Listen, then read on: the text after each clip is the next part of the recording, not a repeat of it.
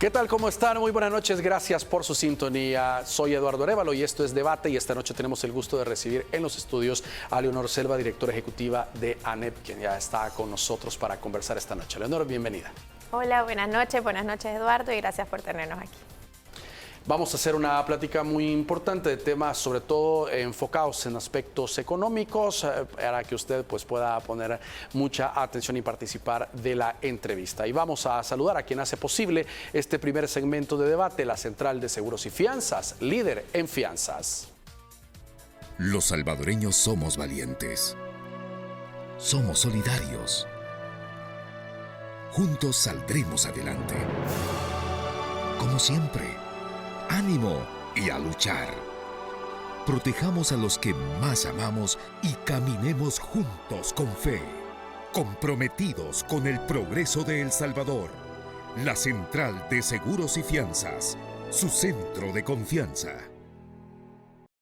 Muy bien. Leonor, a pesar de que todavía estamos en pandemia, no ha finalizado, pero el sector privado, después del impacto tan grande que se tuvo en 2020... 2021, pues ha comenzado desde 2021 pues a trabajar en pro de lograr una recuperación a nivel de las empresas en nuestro país, y este año en mayor medida, quizás en lo que va el cierre del año anterior, inicios de este año, pues es donde ya los indicadores están dando mejores resultados. Sí, justamente nosotros lo decíamos a final del año pasado. Estamos muy optimistas porque El Salvador había logrado recuperar todo el terreno en el plano económico y de crecimiento económico que habíamos perdido producto de la pandemia.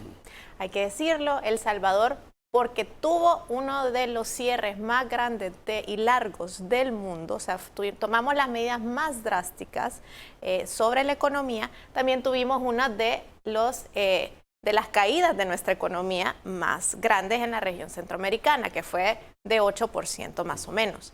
Lo bueno es que el año pasado logramos recuperar la capacidad productiva del país, entonces digamos que volvimos al punto cero antes de la pandemia, y eso es algo que creo que es un mérito de los trabajadores salvadoreños, las empresas salvadoreñas y las familias salvadoreñas, porque gran parte de este efecto fue posible por la contribución de las remesas y la recuperación de la economía en Estados Unidos. Entonces, ¿cómo cerramos el año? Pues afortunadamente recuperando los empleos que se habían perdido, recuperando las empresas que se habían perdido y recuperando el crecimiento económico. Ahora, la cifra con la que cerró fue un crecimiento más o menos del 10%, 10.3%. Entonces, lo que hay que ver, eso también es un punto de balance, ¿vea? Porque lo que hemos hecho es recuperar lo que teníamos antes de la pandemia, pero reconociendo que hay retos del contexto internacional que nos pueden hacer regresar a tasas de crecimiento que las que teníamos antes, que sabíamos que eran insuficientes para atender, por ejemplo, a los 50,000 jóvenes que se gradúan todos los años y que buscan trabajo. Y en ese sentido, si nosotros quitamos la parte del rebote económico y de la recuperación, sí hay que decirlo, ¿verdad? Que en realidad lo que crecimos fue de 2%, se produjeron 200 empresas nuevas y se recuperaron como 20,000 empleos más, que es bien similar a lo que se produce anualmente en la economía salvadoreña.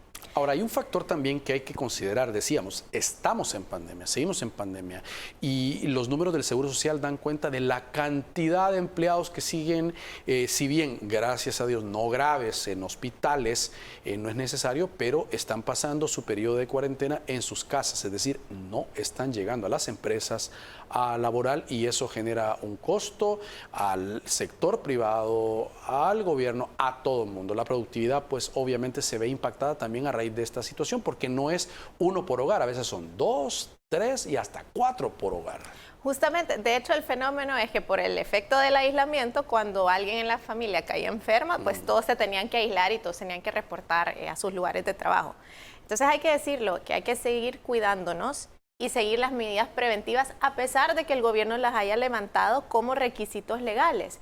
Y eso sí ha sido un compromiso que desde las gremiales, desde ANEP y las empresas por iniciativa propia han mantenido, ¿vea? Mantener las medidas de bioseguridad y estas medidas de aislamiento, que ya no son obligatorias, pero son de autorregulación. ¿Por qué? Porque el hecho que estas variantes que están circulando en el país son menos mortales, no significan, primero, que no causen muertes. Seguimos teniendo poblaciones vulnerables, nuestros adultos mayores, las personas con precondiciones de diabetes, cáncer, obesidad, siguen reportándose como fallecidos a raíz del COVID. Pero aparte, siempre genera un costo sobre la familia salvadoreña tener un enfermo o tener alguien caído en batalla, por decirlo así, por 10, 15 días. Recordemos que la mayoría de salvadoreños también están en el sector informal. Entonces, cuando ellos se contagian, ellos viven de día a día, sacan lo del día para pagar lo que necesitan comer ese día. Entonces, esas personas sí quedan anuladas porque no tienen una red de protección como los empleados que están en el sector formal. Respecto a los que están en el sector formal, también hay que decirlo, y nosotros lo hemos un poco denunciado en los medios, es que el Seguro Social no ha tenido un criterio homogéneo de cómo tratar estos casos que llegan a pasar consulta al seguro. No a todos, y de hecho a casi nadie se le está haciendo la prueba PCR para confirmar el resultado. Tienen que ir a un laboratorio privado y luego buscar la validación del seguro, pero aún así no está claro cuántos son los días, no está homogenizado dentro del seguro cuántos días de incapacidad se le dan. Nosotros no entendemos que haya un criterio médico detrás de esto, sino que parece ser haber un criterio económico donde si doy una constancia de menos de 3 días, el seguro no la tiene que subsidiar. ¿Qué pasa? Que de todos modos las empresas sí lo subsidiamos porque nosotros no podemos hacer que llegue una persona enferma a nuestro lugar de trabajo. Entonces, en muchos casos, el costo lo está pagando la empresa. Y esto, de nuevo, nos altera nuestra productividad, que al final se traduce en lo que le podemos ofrecer al consumidor. El hecho de que usted va a un supermercado o a un banco y no hay tantas personas atendiéndolo, hay un costo de tiempo, hay un costo de productividad y hay un costo de dinero. Entonces, sí, digamos que por eso es que nosotros hemos iniciado una campaña de que la gente siga vacunándose, siga cuidándose y al mismo tiempo que tenga estas medidas de aislamiento cuando se presenten estos casos. Muy bien, veía un comunicado que habían publicado a través de las redes sociales en el cual, si bien es cierto, hay una tendencia a crecimiento, a recuperación económica en el país, pues decían ustedes, hay que reducir la conflictividad, o sea, los conflictos en el país, generar confianza y propiciar un diálogo para mantener las tasas de crecimiento en El Salvador. Justamente, para nosotros ha sido bien importante informar a la población de cómo está nuestra situación económica. ¿Por qué? Porque parece que hay 3 visiones, ¿verdad? Por un lado estamos diciendo que en cifras macroeconómicas nos hemos recuperado, que en empleos nos hemos recuperado, que en empresas nos hemos recuperado. Pero la primera pregunta que tiene el consumidor y probablemente todos los que nos están viendo en la televisión es, ¿y yo por qué no lo siento así? Porque siento que todo está más caro, porque siento que se me ha complicado la vida. Y segundo, porque al mismo tiempo es que nosotros desde el empresariado no estamos tirando la casa por la ventana, porque pareciera que a pesar de buenos resultados no estamos totalmente optimistas. Y eso es porque, de nuevo, lo que estamos viendo es que el efecto rebote se agotó. Mucho de nuestra recuperación del año pasado era terreno que ya habíamos perdido y que estábamos recuperando. Pero ahora el contexto es distinto. A nivel mundial estamos viendo un fenómeno de inflación, de escasez y de elevación de los costos de la materia prima de producción. Sobre todo trigo, por ejemplo, maíz, por ejemplo, y sobre todo gasolina y los gastos de transporte y logística. Eso lo siente el consumidor y lo sienten las empresas. Y aquí es importante que tengamos pendiente que el precio del combustible está en todos los negocios, en los rubros. Aunque usted crea que su negocio usted no es transportista, pero el costo de la gasolina nadie se lo quita. Entonces, ¿qué pasa? Se ha elevado el costo de la vida. A pesar de ser una economía dolarizada, nosotros ahorita tenemos una tasa de inflación de 6.43%. Esa tasa no se había visto desde el 2008, de la administración de Mauricio Funes. ¿Qué es la tasa de inflación? No es más que decir que con el mismo salario ahora yo compro menos, porque el costo de la vida está más caro. En ese sentido, nosotros hemos hecho una serie de propuestas de cómo minimizar el impacto, porque esto no es una elevación de costos voluntaria y no es que el empresario está ganando más utilidades, no, es que producir lo mismo que le vendía a la gente ahora le está costando más caro. Bueno, incluso el tema del trigo. Los analistas internacionales aseguran que la mayoría del trigo pues, lo produce Rusia, Ucrania, y son los países que lamentablemente están en un conflicto. O sea, el producto va a llegar más caro.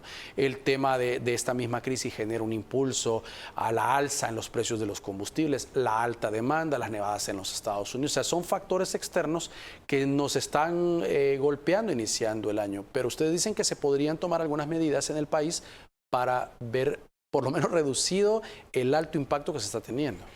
Y justamente como, a ver, nosotros sabemos, y esta es la mala noticia que la venimos advirtiendo desde el año pasado, que esta alza de precios va a mantenerse al menos todo el 2022, por condiciones que no podemos controlar, pero sí podemos minimizar el impacto. Por ejemplo, si sabemos que la gasolina es un costo transversal, que cuando se eleva el costo de la gasolina lo paga el consumidor echando gasolina en su carro, y toda la cadena productiva, todas las empresas y emprendimientos, ya sea directa o indirectamente. Hay que recordar que en El Salvador hay al menos 4 impuestos asociados a la gasolina. Y cada uno de estos impuestos recauda más entre más cara está. Entonces, de alguna forma, hay que decirlo, el Estado es el único que se beneficia de que la gasolina esté cara, porque es el único que agarra más impuestos a medida que el precio sube.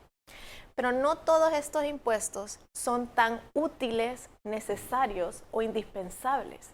Una cosa es el impuesto al fovial, que se traduce directamente a mejorar las calles. Vaya, ahí hay un beneficio directo a la población, pero hay otros que no.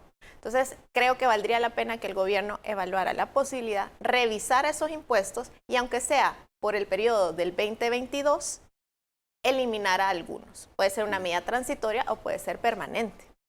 Esto al mismo tiempo no se traduce en menos inversión pública, porque hay que decirlo. El mismo ministro de Hacienda ha reconocido que ha tenido una recaudación de impuestos histórica. Este gobierno ha recaudado más en IVA y en renta que cualquier gobierno anterior.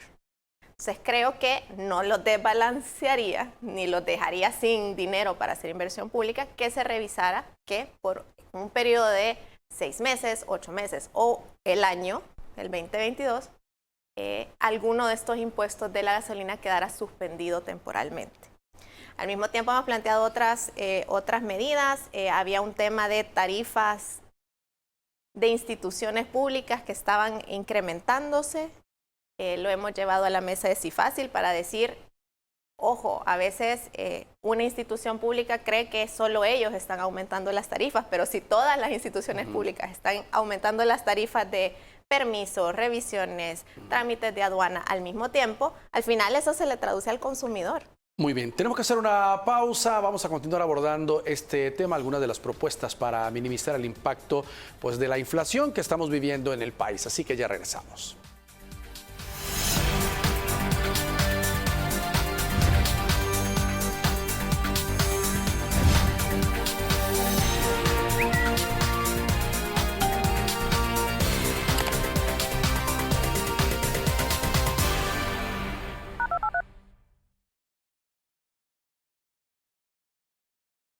Gracias por continuar con nosotros. Hay otros temas económicos también que hay que abordar esta noche y hay una gran expectativa también, Leonor, de la reforma integral de pensiones que al igual que otros anuncios que hizo el presidente fueron el año pasado.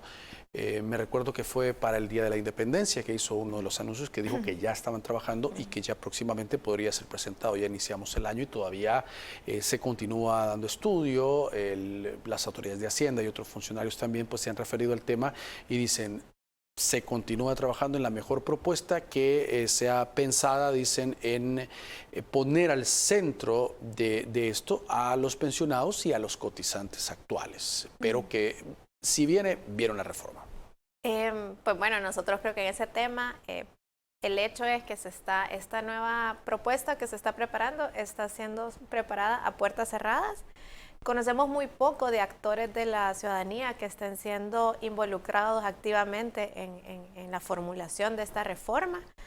Y por nuestra parte, no nos toca más que esperar a que el gobierno la haga pública para saber en qué sentido va, para saber si a nuestro criterio va a ser positivo o negativo para el país. Lo único que pedimos es que sea el resultado de un análisis técnico. La reforma tiene que ser técnica y no política.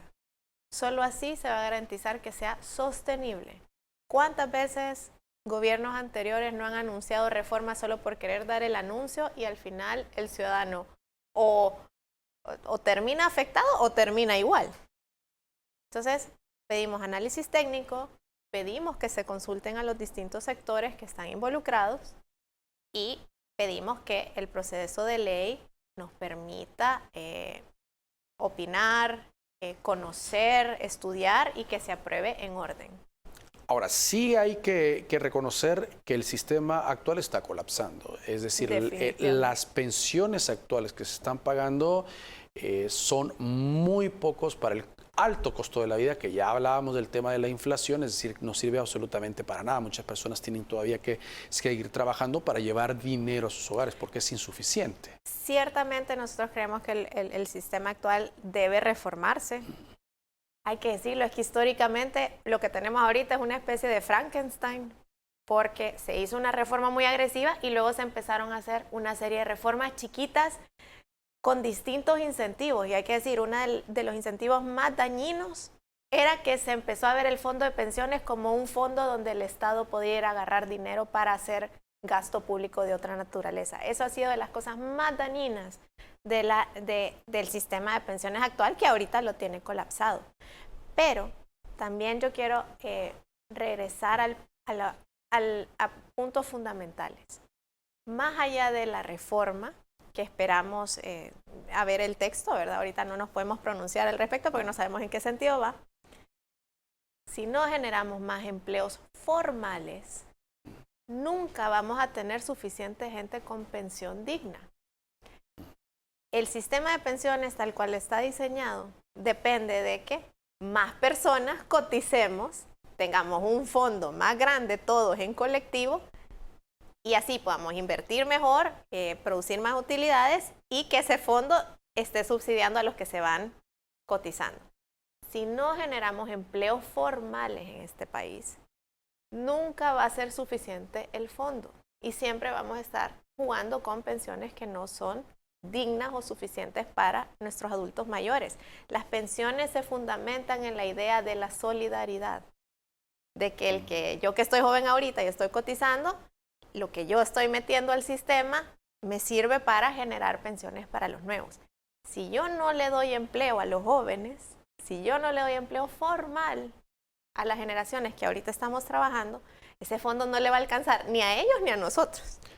Hay expertos en el tema que dicen que hay dos puntos que deben abordarse, dos puntos duros, y es hacer una revisión de la edad de jubilación, que es un tema que a nadie, no agrada absolutamente a nadie, no es un tema atractivo, pero que si de verdad es una reforma integral, debe de hacerse un análisis, como se ha hecho en otros países con el tema. Y lo segundo, que el gobierno pague lo que ha estado tomando a la tasa que corresponde, porque es una tasa muy baja que por años ha estado pagando, que pudo haber ganado más rentabilidad colocado en los mercados internacionales como se hacía, pero desde la reforma, y hay que decirlo, no es de este gobierno, viene de gobiernos anteriores, que está tomando del fondo de pensiones y paga un porcentaje extremadamente bajo, lo cual al final pues termina cuando uno va a retirarse y pedir el dinero que sea más bajo de lo habitual. Sí, hay que decirlo muy claramente, desde la administración de Tony Saca fue que se empezó, le pusieron el ojo al fondo de pensiones como una cartera de que el Estado podía ir a agarrar dinero cuando tenía poca liquidez vía otras fuentes de ingreso. Y desde entonces, todos los presidentes desde entonces solo han ido agarrando más y más. Eso es uno de los grandes impases del sistema de pensiones actual. Y creo que cualquier reforma debería incluir un mecanismo que blinde ese fondo. Ese fondo solo es para pensiones y nada más. Y no debería poderse usar como la caja chica del gobierno. Ahora, no podemos seguir dependiendo del tema de remesas para ver un crecimiento económico y amortiguar fondos exactamente para hacer un relleno en el tema de pensiones o utilizar otros recursos que actualmente no se tienen. Debe de buscarse pues, otras alternativas, un acuerdo con el fondo, otras formas para lograr la generación de empleo, para generar más recursos que llegue al gobierno y se traduzca en obras también. Sí, yo digo, a ver, tenemos lo urgente, que es la deuda que ya se acumuló de administraciones pasadas y de esta administración, y esa es una deuda que nosotros tenemos que ir gestionando, o sea, que tenemos que ir pagando, se vencen muchos compromisos este y el otro año. Entonces, eso es lo urgente, y para lo urgente vamos a necesitar fuentes de financiamiento externa, ¿verdad? Por eso es que se está negociando con el fondo y con otras entidades. Pero luego está la visión de largo plazo de cómo dejamos de estar siempre en esta constante emergencia. Y eso solo se resuelve con que el país sea más productivo y que haya más sector privado formal.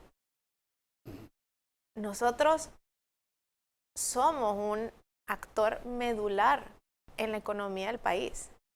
¿Cuál es la diferencia entre un trabajador en el sector informal y en el sector formal? En el sector formal cotizás a la AFP, cotizás al seguro, pagás impuestos que al final se retribuyen, o el ideal es que se retribuyan en beneficios para la población, ya sea calles, programas educativos, lo que sea. Tenemos que incluir más gente del sector informal al sector formal. ¿Quién genera empresas de forma masificada? El sector formal. Somos los que tenemos la capacidad de generar 200 empleos, 800 empleos de un solo, con una sola inversión, con un solo inversionista local o extranjero. A largo plazo, el sector privado es parte medular de la solución de los problemas de economía y costo de la vida de los salvadoreños. Y eso es lo que, la razón por la que nosotros sí queremos que el gobierno lo reconozca, que se abstenga de atacar al sector formal económico, porque no somos el enemigo del gobierno. Por el contrario, si le va bien a él, nos va a mejorar, nos va bien a nosotros, y si nos va bien a nosotros, les va bien a él y le va bien a la población salvadoreña. Cuando entendamos eso, vamos a empezar a generar soluciones de largo plazo.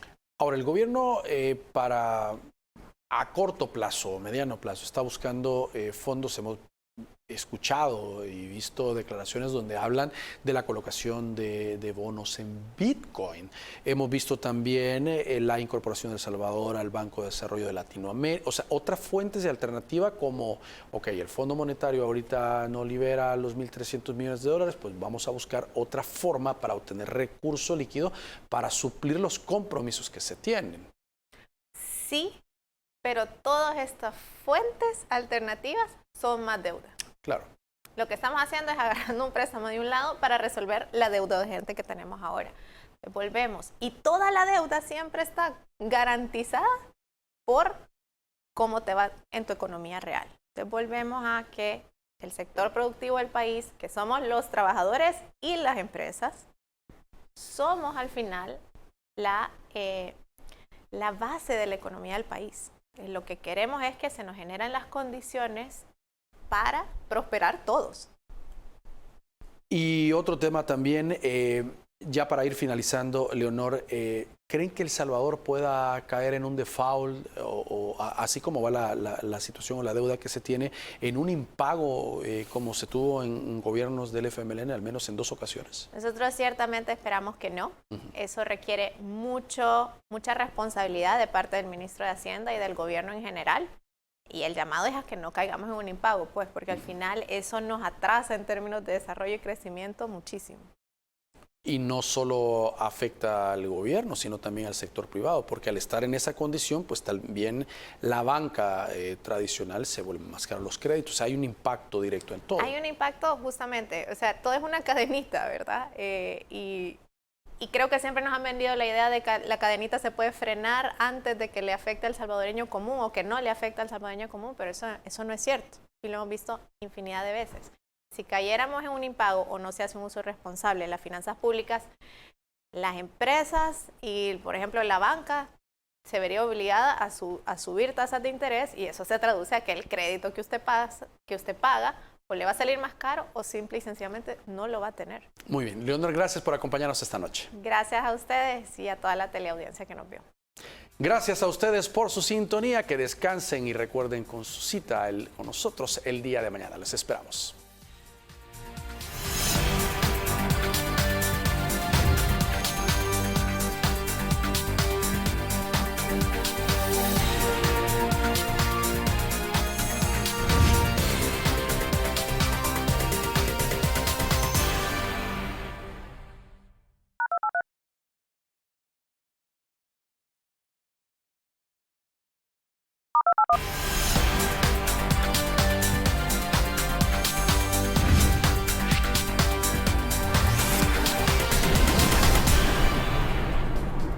Muy bien, gracias por continuar con nosotros. Leonor, también en el comunicado ustedes hablaban de una reforma a la Ley de Acceso a la Información Pública que estaría declarando pues como reservada información pública u oficiosa. También está la posibilidad en este tema. No ha pasado todavía a aprobación a la Asamblea. Hubo un intento en la sesión plenaria anterior, pero fue retirado del Pleno. No se sabe si la próxima semana, en la próxima plenaria, pues podría ser abordado. Sí, y bueno, hoy que hay plenaria, pues nuestro llamado es lo mejor que pueden hacer los diputados de la Asamblea Legislativa es archivar y descartar esa propuesta. ¿Por qué? ¿Qué nos ha permitido en los últimos 5 o 6 años saber cuándo hay un caso de corrupción en el gobierno? La Ley de Acceso a la Información Pública. La mayoría de investigaciones no las empezaba el fiscal. La mayoría de investigaciones o de casos de corrupción que ahorita se están llevando ante la justicia fueron casos que o periodistas o ciudadanos denunciaron vía la Ley de Acceso a la Información Pública y que entonces, después que se les hizo un escándalo mediático, se activaban las instituciones como la Fiscalía. Eso hay que decirlo, eso eran administraciones pasadas y así será en esta administración. Entonces, es importantísimo que nosotros los ciudadanos sigamos contando con una ley de acceso a la información pública que nos permita contarle las costillas a los funcionarios públicos. Esto no es por hacer un daño político, eso es para sanear al gobierno. No hay ninguna razón que justifique que el gobierno no le quiera rendir cuentas a los ciudadanos. No hay ninguna justificación para que el gobierno me diga que información oficiosa como cuánta gente es empleada, cuál es el cargo y cuál es el currículum que justifica que ese funcionario esté en ese cargo, no pueda ser pública, no deba ser pública. No hay una justificación lógica más que el sistema autoprotegiéndose. Y eso no ha sido el compromiso, no fue el compromiso de campaña de los diputados. Entonces esta reforma no debería de aprobarse. Y volvemos a, estas son prácticas que existían en el pasado. No volvamos a eso. Ahora, ha habido varios intentos en dar pasos atrás desde el mismo trabajo del instituto, desde administraciones anteriores, cuestionando a los comisionados, quitando algunos, tratando de ingerir en posicionar a la gente que pueda ser útil a ciertos intereses. Ha habido varios intentos en frenarlo. Instituciones que sí han puesto su información transparente en los portales, otras que no, otras tratando de clasificar algunos datos bajo el argumento que debe de ser reservado, pero al hacer una modificación sí hay que estar garante en qué sentido va para que realmente esta información que debe ser pública, que está establecido en la ley, pues se mantenga. Mire, esto es bien claro. El que nada debe, nada teme. Los funcionarios transparentes no deberían de tener ningún problema. Si usted ha sido honesto, no va a tener ningún problema en ser transparente y mostrar la información. En ese sentido, la ley de acceso a la información pública no es incómoda para el funcionario honesto, es incómoda para el funcionario que esconde algo. Entonces, esta reforma sería una señal bastante negativa para la población y para el sistema en general. Hemos avanzado en este tema, no retrocedamos. El otro tema también, Leonor, que es importante mencionar es la falta de un acuerdo con el Fondo Monetario Internacional, que lamentablemente desde el año pasado pues, se viene con esta situación. El mismo presidente de la República lo decía que habían tenido algún avance, se cerró el año y no se logró, comienza este año y tampoco, pero el ministro de Hacienda hace unos días venía con Moisés a frente y decía, confirmaba, decía, no, es que nosotros, decía, mantenemos siempre comunicación. Los lunes, por ejemplo, todos los lunes, nosotros tenemos una comunicación con los representantes del Fondo Monetario Internacional. Es decir, no cerraba la puerta a alcanzar un acuerdo con el fondo, a pesar de los comunicados y los mensajes que hemos visto de parte del gobierno y de parte del mismo fondo a través de información que ha sido pública. A ver, el Fondo Monetario, por su naturaleza y por ser una institución internacional que se rige bajo reglas de diplomacia, nunca va a dejar de sentarse con el gobierno de El Salvador. Si esa puerta siempre va a estar abierta. Aquí lo que importa es si va a haber acuerdo o no, y cuáles son los términos del acuerdo, si los términos son beneficiosos para el país o no. Y en eso es donde no estamos viendo avance. Y en eso es donde el fondo, en el informe que sacó, nuevamente no pretende atacar al gobierno de El Salvador, pretende dejarle claro cuáles son las condiciones para darle un préstamo. Y seamos muy claros, porque he visto en redes como estas campañas de que, bueno, esto es injerencia internacional. No, es que si usted no necesita un préstamo del Fondo Monetario, usted no lo use.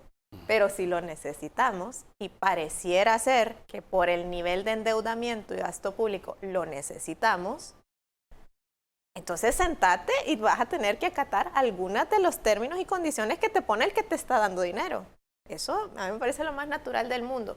Y aquí lo importante es que el Ministerio de Hacienda y el gobierno dé señales claras de certidumbre en la economía. Porque de nuevo, alguien paga estos arranques de conflicto o de pelearme y contestarle al fondo con un meme en lugar de contestarle como un presidente de la República. ¿Por qué?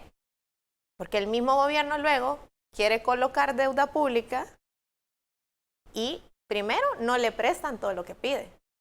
El gobierno de El Salvador tiene al menos 6 o 8 meses de que sale al mercado internacional a buscar préstamos y no logra colocar todo lo que él anda ofreciendo. Y segundo, lo que coloca es a precios bien altos.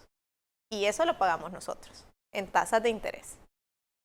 Ahora, en torno surgió la polémica en torno también a la sugerencia de eliminación del Bitcoin como moneda de curso legal. El ministro decía, mira, nosotros no nos han ordenado, es una sugerencia del fondo. El fondo lo establece en el documento y habla también el fondo, decía de que hemos manejado bien la pandemia, que se ha hecho un buen trabajo, y esa es una sugerencia, no está diciendo se ordena que El Salvador elimine el Bitcoin como moneda de curso legal, lo cual es cierto también, pero es un requisito o es algo que podría desentrampar quizá en alguna parte, porque son otras aristas también, un acuerdo con ellos.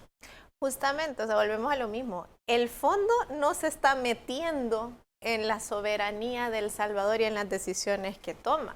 El fondo simplemente está diciendo, si vos tomas estas decisiones, yo creo que estas decisiones son riesgosas para ti como país. Si tú no retrocedes en esto, pues entonces no te doy el dinero. Eso es lo que está pasando. O sea, el fondo no está imponiendo nada. El fondo te está diciendo, para si querés la plata que tú me estás pidiendo, estas son las condiciones. ¿Y por qué recomienda esto? Yo voy a decir, aquí yo creo que valdría la pena que el gobierno reconsiderara el tema de la ley Bitcoin como moneda de curso legal y sobre todo el artículo 7, que es la obligatoriedad del Bitcoin. Primero que nada, porque en la práctica no lo estamos aplicando. ¿Por qué? Porque si lo hubiéramos aplicado, sí hubiera sido un gran daño a la economía del país. En la práctica, ¿qué está pasando? La gente que quiere usar Bitcoin lo usa y los que no, no. Y hay que decirlo, la mayoría de la gente no lo está usando o lo convierte inmediatamente a dólares. esa es la mejor forma. El uso voluntario del Bitcoin es la apuesta real y sostenible para el país. En ese sentido, la recomendación es que se quite el artículo 7 que lo vuelve obligatorio.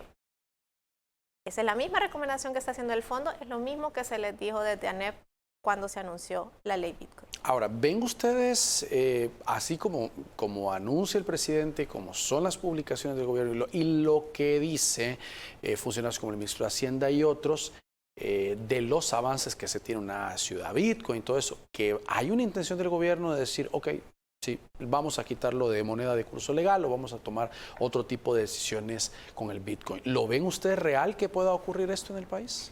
Yo creo que debería considerarlo. No sé si en este momento hay voluntad, pareciera que no, pero creo que ellos no deberían de quitar nada de la mesa por testarudo, pues. Creo que deberían de considerarlo, porque tanto la economía real les está diciendo que el uso debería ser voluntario, igual lo está diciendo los salvadoreños, que al final, una cosa es que tú me digas que tengo una opción de usar Bitcoin, otra cosa es que me obligues a usarlo, y te lo está diciendo también el Fondo Monetario Internacional, si es que tú querés usar su mecanismo de financiamiento. Ahora, los agremiados, ANEP, las empresas grandes en el país, ¿qué reportan? ¿Qué le reportan a ustedes? ¿Hay movimientos en Bitcoin? Porque ya hemos hablado con el sector de los micro y pequeños empresarios y nos han dado su opinión si es que se mueve o no. En el caso de ustedes, ¿qué les dicen sobre esta moneda virtual? Mira, lo que nos dicen es... primero que nada, que como para nosotros la ley Bitcoin era ley de la República y que había que acatarla, la mayoría, por no decir todo, yo diría todo el sector formal, sí se adaptó a aceptar pagos en Bitcoin, preparándonos para la incorporación. Entonces se invirtió en la infraestructura. Lo que vimos es que el uso del Bitcoin en el país o por el salvadoreño común está casi que totalmente amarrada al subsidio que se dio de los $30 que los dio el Estado y que al final era más un mecanismo de subsidio. ¿Qué hemos visto desde entonces? Que el uso regular de transacciones en Bitcoin ha ido decreciendo, pues, y diría que casi ningún rubro lo está reportando como significativo, ¿verdad? Y esto creo que lo respaldan también otras encuestas que han salido sobre el uso de Bitcoin. Una cosa es bajarte el archivo wallet y otra cosa es dejar de usar el dólar y apostarle al Bitcoin como tu moneda para hacer tus transacciones personales. De eso hemos visto muy poco.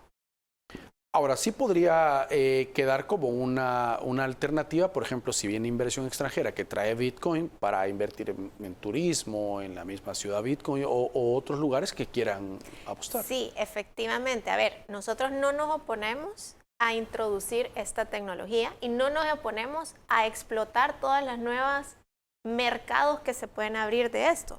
Al contrario, lo hemos hecho. ¿En qué insistimos nosotros?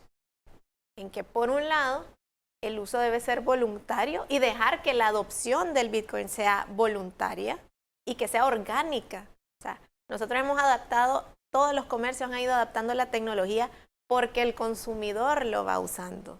Entonces, solo dejar que el mercado se desarrolle naturalmente en lugar de querer forzarlo. Y segundo, que el uso de los fondos públicos para incentivar el uso del Bitcoin tiene que ser transparente. ¿Por qué? Yo como empresa o sector privado puedo decir voluntariamente le apuesto al Bitcoin y es mi dinero. Y si yo pierdo, pierdo y si gano, gana. Pero cuando son fondos públicos, tengo que ver si el costo de estar impulsando esta política trae más beneficios que costos. Tengo que decidir por qué estoy apostándole al Bitcoin y no al sistema educativo. Okay. Y tengo que definir si los fondos se están usando de forma transparente. Muy bien. Tenemos que hacer la última pausa del programa. Por favor, acompáñenos, ya regresamos.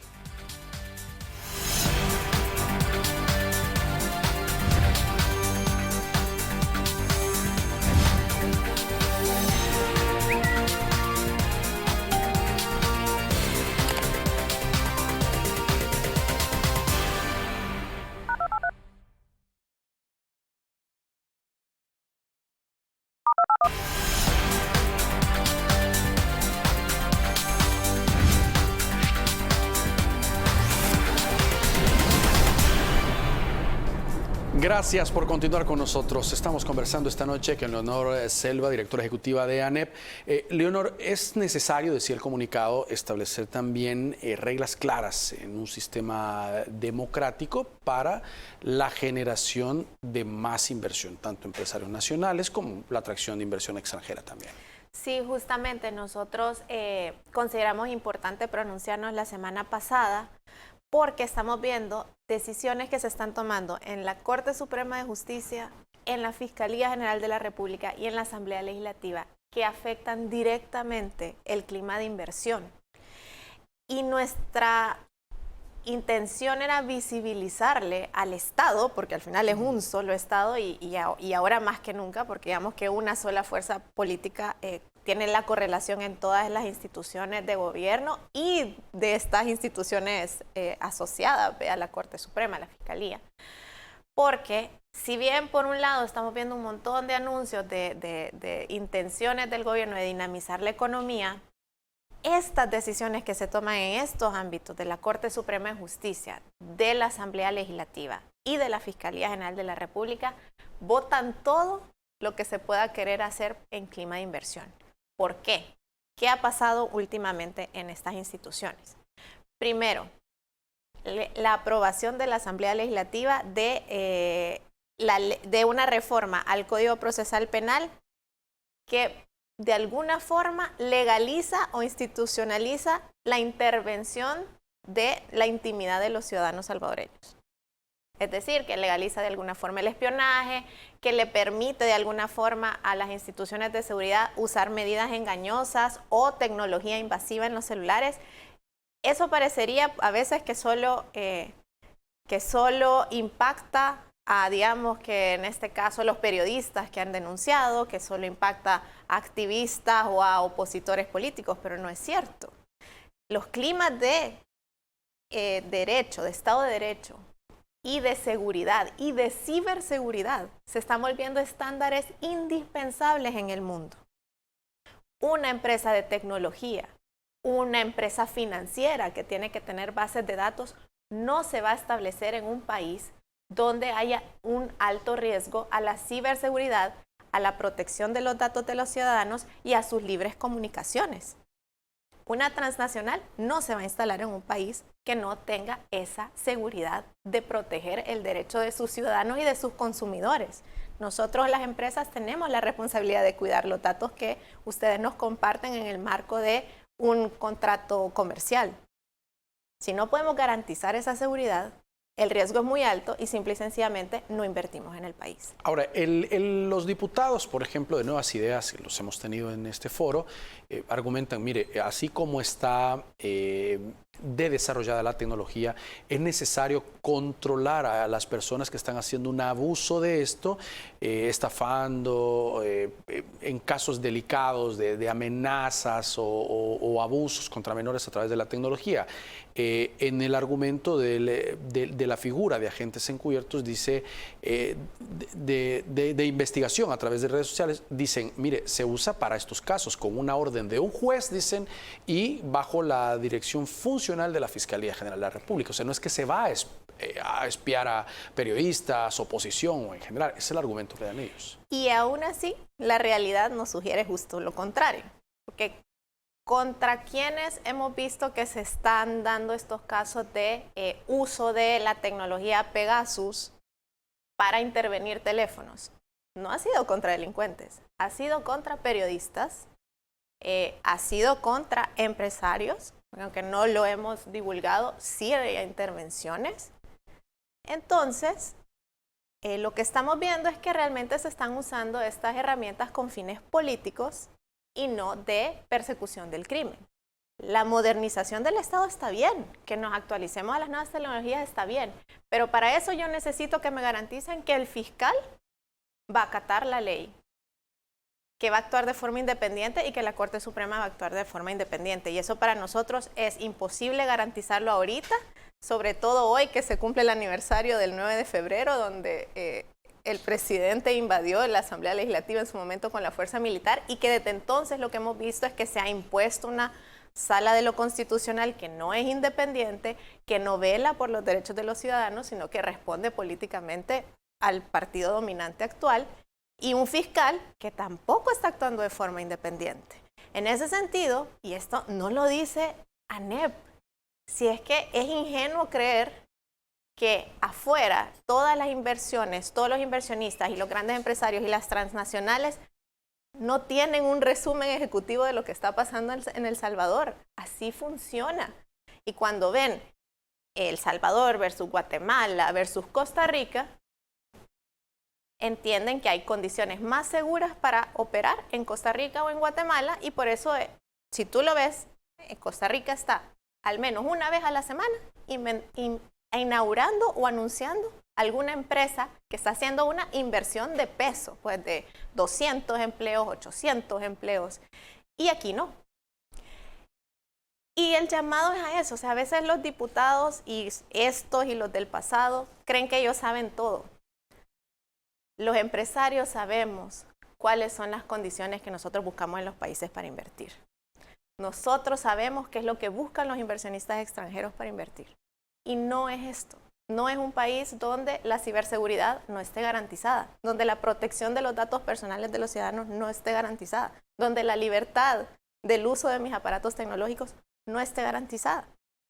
Decían organizaciones de la sociedad civil que pues ante esta realidad que ya fue aprobado, decía, iban a estar vigilantes de estos procesos, a empezar a hacer, si no funciona, las denuncias que se interpongan a nivel de lo que corresponde, Fiscalía, Corte Suprema de Justicia, van a recurrir a instancias internacionales. Justamente, y creo que por eso es que nosotros el llamado es a que la Fiscalía y la Corte Suprema de Justicia, ya que se les dieron estas herramientas, las usen responsablemente. Porque en la medida en que no lo hagan, va a ser muy difícil que nosotros o cualquier otra persona pueda convencer a una empresa de venir a invertir y generar empleos en este país. Al mismo tiempo, otra de las reformas que a nosotros nos preocupa mucho, y que más bien esto fue una decisión de esta Sala de lo Constitucional, que hay que decirlo, a la fecha no fue legalmente establecida, en la que autoriza básicamente a la Fiscalía a que pueda iniciar procesos penales que pueden partir con la detención provisional de una persona en casos de presunta evasión fiscal, pero sin que Hacienda haya ni siquiera terminado su auditoría. Es decir, sin que Hacienda haya hecho el mínimo trabajo de auditoría y me haya definido a mí cuánto es lo que presumiblemente yo pude haber evadido o no. Y hay que decirlo, en estas auditorías, no siempre, o sea, Hacienda puede tener diferentes criterios, puede haber habido un error matemático. O sea, hay 10.000 cosas antes que se pueden advertir en la vía administrativa respecto de las empresas. Muchas empresas pagan en ese momento porque simplemente dicen, fue un error, o tenía una diferencia de criterio en cuanto a que era un gasto deducible o no. Y ahí es donde hay que separar, porque una cosa es los que no han pagado porque están evadiendo. ¿Ya? Entonces, la gente puede decir, están defendiendo los que no pagan impuestos, no quieren pagar y no quieren ser multados. Al contrario, y en esto quiero ser muy enfática. Por ejemplo, ¿quiénes forman parte de ANEP y a quiénes representa ANEP? Al sector formal. Para empezar, es el sector que cumple la ley y paga impuestos. ¿Qué decirlo? Por ejemplo, el sector informal no paga impuestos, está al margen de todo eso. Nosotros las empresas, por su naturaleza, somos las que cumplimos la ley y pagamos impuestos. Esas somos a las que representamos. ¿Qué otra cosa quiero ser enfática?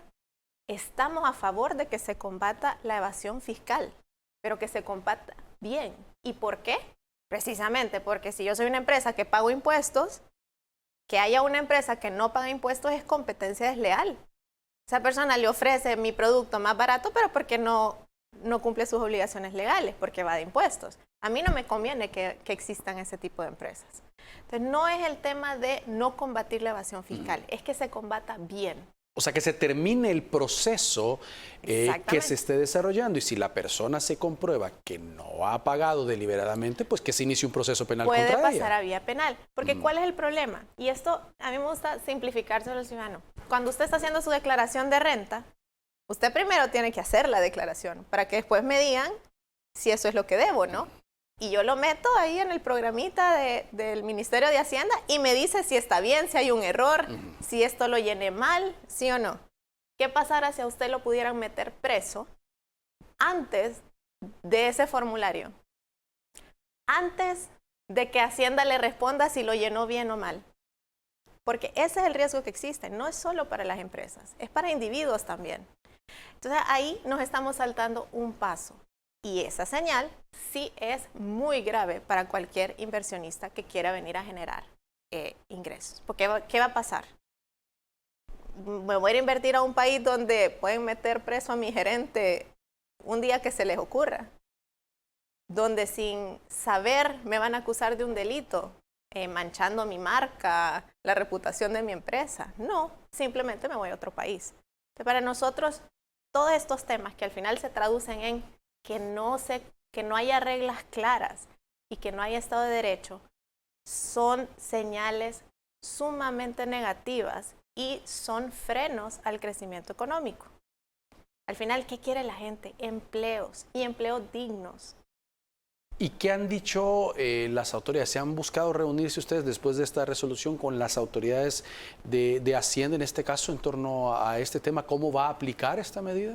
Lo que hemos visto nosotros son los famosos jueves de evasión, que de hecho es parte de lo que nos preocupa, porque es ahí donde hemos visto que se hacen avisos a la Fiscalía, donde a veces ni siquiera se ha definido si hay evasión o no. Entonces ahí nuevamente nuestro llamado tanto a la Fiscalía como a Hacienda es que hagan uso responsable de estos recursos. Al final del día, esto no beneficia al combate a la evasión fiscal. ¿Por qué? Porque si yo puedo meter preso a cualquiera, se me escapan los que realmente evaden. Eso es lo que pasa normalmente en este país. Y sobre todo, si yo quiero generar empleo y darle resultados a la gente en el plano económico, no puedo estar jugando con esta incertidumbre. A los inversionistas locales e internacionales lo que no les gusta es que las reglas no estén claras.